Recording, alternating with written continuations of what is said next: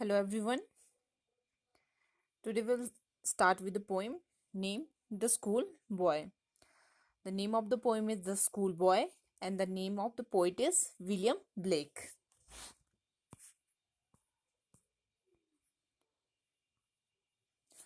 I love to rise in a summer morn when the birds sing on every tree.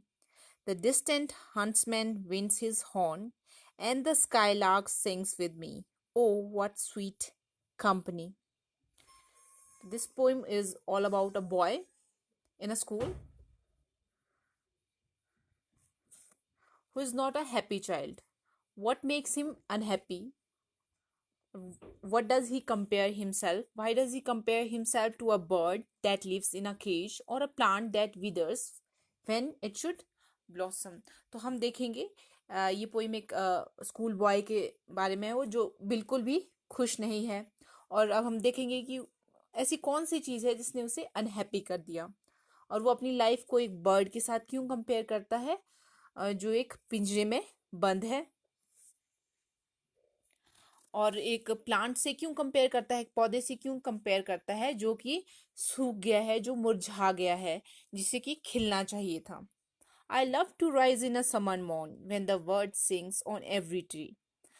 Boy क्या बोलता है यहाँ पे? आई boy अपने आप को बोल रहा है, वो कह रहा है कि उसे समर की सुबह उठना बहुत ही पसंद है जब पक्षी जो चहचहाते हैं हर एक पेड़ में।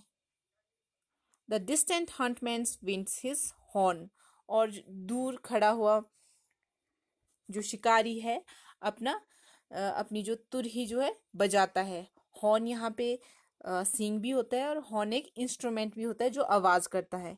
And the skylark sings with me. Skylark एक बर्ड का नाम है, तो वो बोल रहे हैं जब बर्ड उसके साथ गाना गाता है।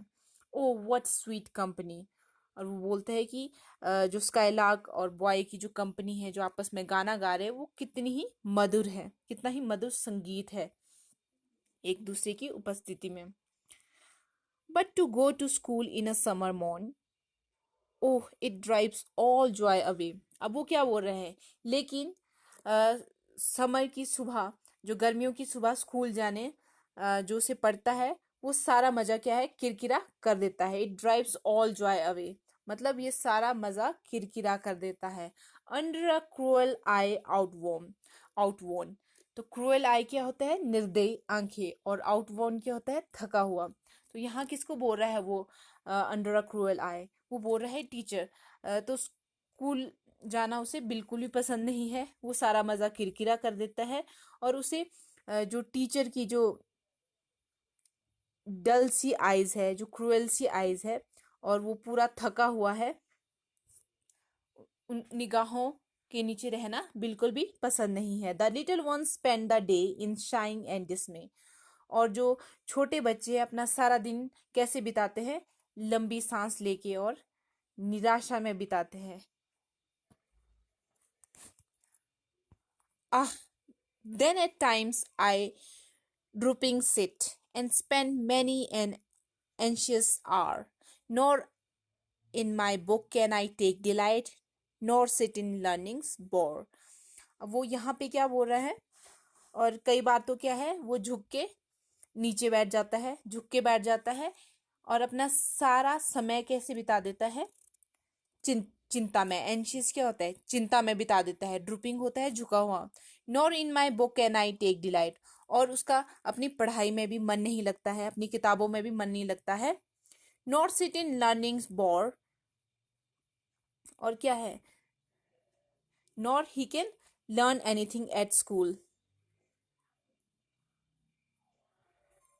Which is taught by his teacher. वो स्कूल में भी कुछ भी सीख नहीं पाता है, कुछ भी लर्न नहीं कर पाता है जो उसके टीचर उसे सिखाते हैं। Worn through with the dreary shower, क्योंकि क्या होता है स्कूल में? क्या होता है? Continuously teacher go on teaching and lecturing and explaining, और जिससे क्या है, टीचर भी थक जाता है और स्टूडेंट भी थक जाता है। और क्या होता है? Dreary shower means boring lecture of teacher. जो टीचर के बोरिंग लेक्चर है उससे जो लिटिल बॉय है बिल्कुल थक जाता है। Worn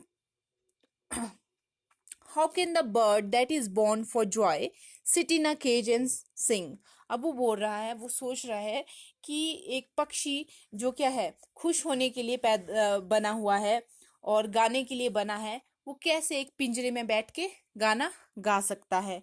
how can a child when fears annoy but droop his tender how can a child when fear annoy. तो अपने आप को, वो जो चाइल्ड है अपने आप को बर्ड के साथ कंपेयर करता है कि जैसे एक बर्ड है जो पिंजरे में रह के क्या है, खुश नहीं रह सकता और गाना नहीं गा सकता। उसी प्रकार जो चाइल्ड है, जो सहमा हुआ सा है, डरा हुआ है। फियर क्या होता है, सहम जाना, डरा हुआ। एनॉय क्या है, कष्ट में है। तो वो कैसे एंजॉय कर सकता है इस लाइफ को। तो वो बोल रहा है जो चाइल्ड है, जो स्कूल में है, वो सहमा हुआ सा होता है और कष्ट में होता है, इसलिए वो एंजॉय नहीं कर पाता है। But drooping his tender wing and forget his youthful spring. तो वो क्या बोलता है, जैसे एक पक्षी जब उसे पिंजरे में बंद किया जाता है तो वो भूल जाता है, वो उड़ना भूल जाता है, और इसलिए क्या करता है, वो सारे अपने पंख जो है, अपने टेंडर पंख, जो मुलायम से नाजुक से पंख है, उन्हें छोड़ देता है, क्योंकि वो उड़ तो सकता नहीं है, इसलिए उन्हें वो छोड़ देता है। और क्या होता है, and forget his youthful spring, और वो अपने जवानी के दिन भूल जाता है, मतलब वो उड़ना ही भूल जाता है। उसी प्रकार एक बच्चा भी जो स्कूल में है, वो खुश रहना भूल जाता है। O father and mother, if birds are nipped and blossom blown away, and if tender plants are stripped of their joy in the springing day by sorrow and care's dismay। अब वो क्या बोल रहे हैं, यहाँ पे जो बॉय है अपने फादर और मदर को समझाता है। किस तरह से समझाता है, वो एग्जाम्पल देता है उन्हें बर्ड्स का। बर्ड्स जो क्या है, कलियों का एग्जाम्पल देता है। और किसका एग्जाम्पल देता है वो, जो फ्लावर है उनका एग्जाम्पल देता है। वो क्या बोलता है, इफ बर्ड्स आर निप्ड, अगर क्या है, कलियों को खिलने से पहले ही तोड़ दिया जाए, है ना, उनको नोच लिया जाए। एंड ब्लॉसम ब्लॉन अवे, और जो खिले हुए फूल है, जो फूल खिल चुके हैं, उन्हें उड़ा दिया जाए। And if the tender plants are stripped of their joy in the spring day, और जो टेंडर क्या होता है, मुलायम, अगर मुलायम जो पौधे हैं उन्हें, उनसे छीन लिया जाए उनका सारा आनंद, जो वो स्प्रिंग के समय में, बहार के समय में एंजॉय कर सकते हैं, तो वो जब समर आएगी, जब गर्मी आएगी, तो वो कैसे नए फल उत्पन्न करेंगे, कैसे वे खुशी में झूम उठेंगे। कैसे झूम सकते हैं, अगर उनसे पहले ही उनकी सारा जो जॉय उनसे ले लिया जाए। By sorrow and care's dismay, और उनको किस में डाल दिया जाए, दुख में डाल दिया जाए और निराशा में डाल दिया जाए। खिलने से पहले ही सारी खुशियों से उन्हें, उसी तरह से अगर एक चाइल्ड को खिलने से पहले उसकी सारी खुशियों से वंचित रखा जाए, तो वो कैसे फ्यूचर में अच्छे फ्रूट उत्पन्न करेगा। So that's all the idea of a poem. और इसमें थोड़े से पोइटिक डिवाइसेस हैं, उसको हम डिस्कस कर लेते हैं। सबसे पहले आती है हमारी राइमिंग स्कीम। राइमिंग स्कीम इसमें जो है, राइमिंग स्कीम इसमें है ए बी बी। तो राइमिंग स्कीम हमने बताया था, जो लास्ट वर्ड होता है, जैसे I love to rise in summer morn, एन जो है आपका,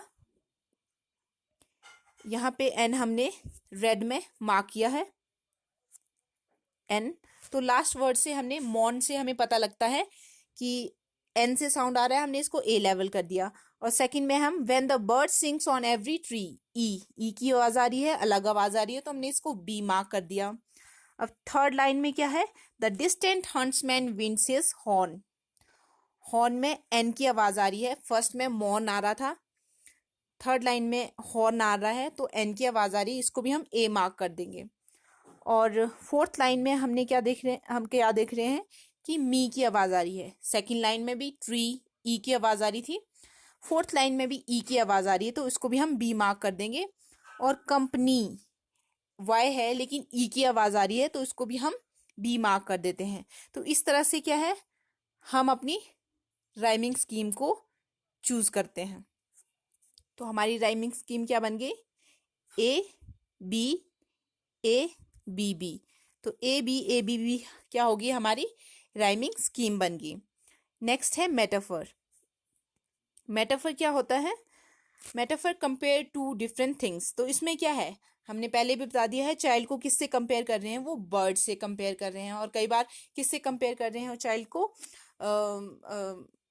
टेंडर प्लांट से। तो ये मेटाफर है। इमेजरी क्या होती है? Words that try to create image in reader's mind. तो इमेजरी क्या होती है कि कोई वर्ड वर्ड आप पढ़ेंगे और उससे आपके मन में एक इमेज क्रिएट हो जाएगी, आप उसको फील कर सकते हो। For example, huntsman winds his horn, skylark sings with school boy. तो आप खुद इमेजिन कर सकते हो, जो हंट्समैन है अभी क्या है, अपने हॉर्न को ब्लो कर रहा है, वो बजा रहा है हॉर्न को और उससे आवाज आ रही है, वो आप फील कर रहे हो अपनी सेंसेस से, 5 सेंसेस से। वही इमेजरी होती है। और skylark sing with school boy, तो आप अभी इमेजिन कर सकते हो कि कैसे एक बर्ड जो है एक स्कूल बॉय के साथ गा रहा है। इसमें एक और पोएटिक डिवाइसेस है, दैट इज एलिट्रेशन। एलिट्रेशन क्या होता है? Use of same consonant sound at the beginning of several words. तो बहुत सारे वर्ड से पहले कॉन्सोनेंट साउंड। कॉन्सोनेंट क्या होते हैं? वोवल होते हैं, ए ई आई ओ you. A E I O you के अलावा जितने भी आपके अल्फाबेट्स होते हैं उनको हम कॉन्सोनेंट्स बोलते हैं। जैसे इसमें एग्जांपल है, एग्जांपल स्काईलार्क सिंग्स, तो एस एस है ना। यहाँ पे आप देखेंगे कि यहाँ पे भी एस का यूज हुआ है, यहाँ पे भी एस का यूज हुआ है। और ब्लॉसम्स ब्लोन, तो जो फूलों को उड़ा दिया जाता है, स्काईलार्क सिंग करता है, तो इसमें बी बी का यूज हुआ है। ए ई आई ओ यू है हमारे वोवल, और उसके अलावा जो भी अल्फाबेट्स है वो कॉन्सोनेंट्स है, तो उसको हम एलिट्रेशन बोलते हैं। एलिट्रेशन में बिगनिंग में कॉन्सोनेंट साउंड यूज करते हैं, कॉन्सोनेंट जो वर्ड है उसको यूज करते हैं। So that's all for today. अगर आपको वीडियो पसंद आई हो तो ज़रूर इसको लाइक कीजिएगा, शेयर कीजिएगा और सब्सक्राइब भी कीजिएगा। And that's all for today. Thank you and have a nice day.